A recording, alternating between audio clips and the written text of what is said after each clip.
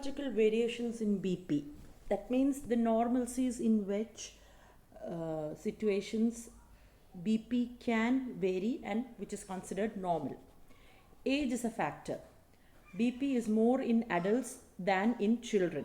In children, your systolic blood pressure is 90 to 120 and your diastolic will be 50 to 80.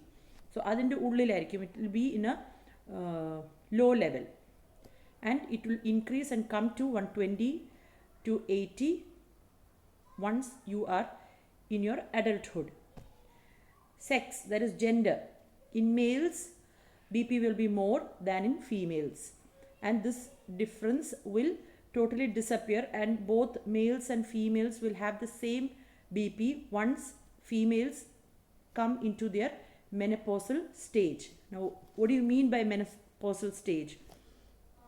A woman who is having her menstrual cycle, and when this menstrual cycle stops at an age, that is over an age of approximately 50 years, they will have a stoppage of their menstrual cycle, which is called as menopause. So once a woman comes to the stage of menopause, this difference of males having a higher blood pressure than females will disappear and both of them will be having the same blood pressure.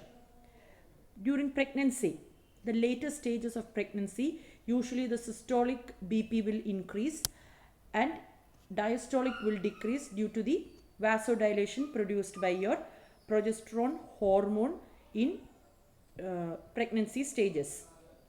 Now another factor is the altitude.